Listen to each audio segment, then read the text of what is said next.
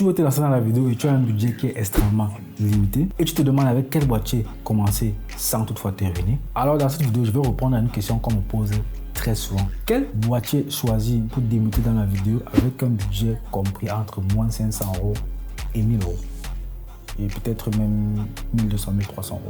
Grand max. Avant de commencer, je tiens à vous souhaiter une magnifique année à tous. J'espère que vous avez passé très magnifique fête accompagné de vos proches. Je vous souhaite succès, réussite dans tous vos projets, que vous ayez beaucoup de marché. Donc voilà, bonne année à tous. Que tu sois créateur de contenu, jeune vidéaste ou simplement passionné par le monde de la vidéo, je vais te présenter quelques boîtiers accessibles, fiables et encore très performants que tu peux utiliser pour réaliser tes projets vidéo en 4K en 2026. Reste très bien jusqu'à la fin car je vais te donner aussi quelques conseils pour te permettre de bien choisir le boîtier qui va mieux te servir en rapport avec l'usage que tu veux faire. Avant de parler de modèle, je veux clarifier quelque chose de très important selon moi.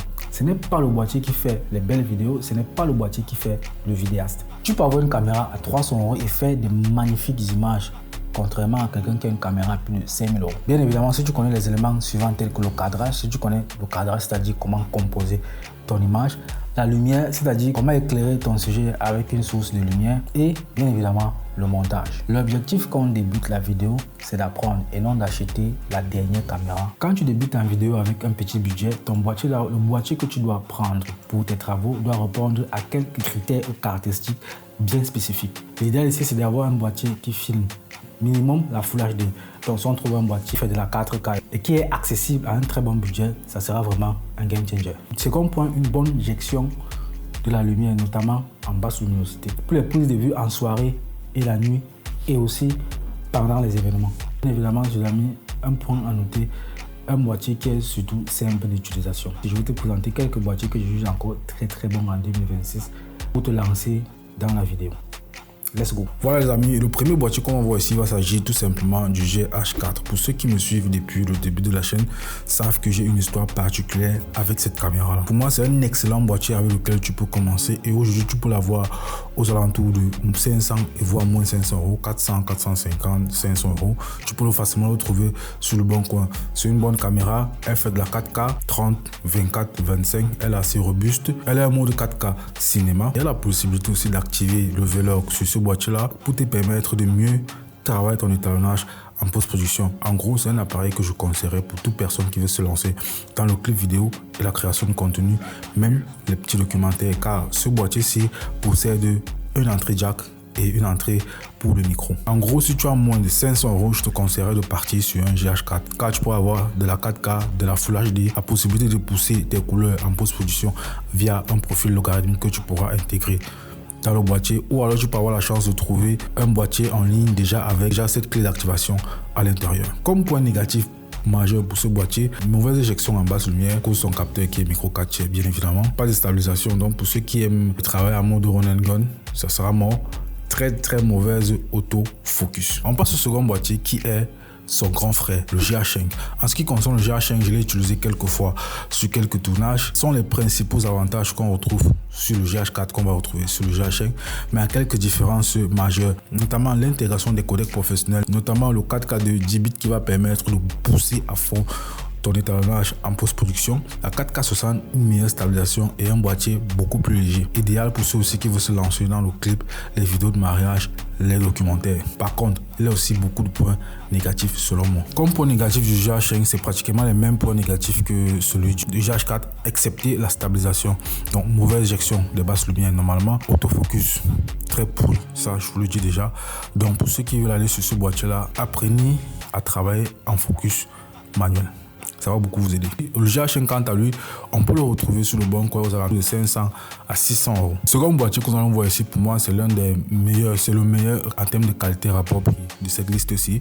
Si tu as un peu de budget et que tu aimerais aller sur quelque chose que tu pourrais travailler avec un peu plus longtemps, je te conseillerais ce boîtier-ci. Il s'agit tout simplement du Lumix S5 première génération. C'est un boîtier qui te permet de faire la 4K 60 bien évidemment, une meilleure stabilisation. Bien sûr, embarque aussi les différents codecs 4K de 10 bits pour avoir une meilleure latitude en post-production. Meilleure éjection en basse lumière concrètement au GH5 parce que lui, il a un capteur qui est full frame. Possibilité aussi d'installer les LUT dans ce boîtier-ci, la même chose aussi, dans le GH5, on est possible aussi d'installer quelques luttes dans le GH5. Moi, par contre, j'ai eu le GH5, mais j'avais eu la version S. C'est avec ça que je travaille et j'étais très fan de ce boîtier-là. Comme point négatif du S5, autofocus pas très performant, peut-être voire même pas du tout. Et il est un peu plus cher que le GH4, le GH5. On le retrouve notamment aux alentours de 700 à 800, voire 600, parfois 550 € même sur le bon coin. Je vous invite à faire un tour si vous voulez vous le procurer. Il est idéal pour ceux qui veulent se lancer déjà dans la production assez professionnelle, que ce soit des clips vidéo, des documentaires, même de la fiction, notamment des petites séries. Maintenant, on va un peu aller chez la concurrence pour présenter aussi quelques boîtiers qui sont accessibles à moins de 500 €, notamment le Sony A6300. Comme avantage de ce boîtier, je ne l'ai pas très utilisé, je crois que je l'ai utilisé peut-être une seule fois. Comme avantage de ce petit boîtier-ci, il est très compact et il te propose de la 4K 30, meilleur autofocus. Normal, c'est Sony. Et comme inconvénient par rapport à ce boîtier-ci, pas de stabilisation interne du boîtier, pas de 8 bits ou 10 bits comme sur le GH4 ou le GH5 pour pouvoir pousser au max ton étalonnage en post-production. Pas de sortie casque pour le boîtier. Là, ça sera un peu compliqué. Un exemple, si tu es en train de faire une interview, ça ne sera pas possible pour toi d'écouter directement dans le boîtier ce que la personne est en train de dire. Ça peut être chiant dans le cas si tu n'es pas très sûr du matériel audio que tu utilises sur ton plateau.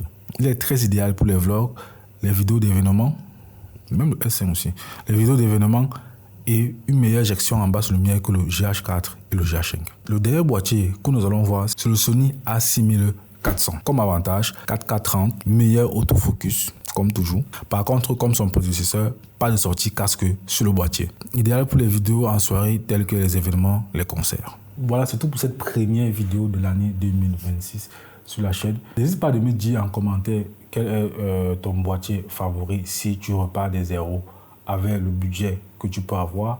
Et surtout, si tu as quelques pistes où on peut retrouver du matériel à très bas prix, n'hésite pas à mettre le lien dans la description pour faire profiter la communauté de cette opportunité-là. D'ici là, portez-vous très très bien et à la semaine prochaine pour un nouvel épisode sur la chaîne. Ciao.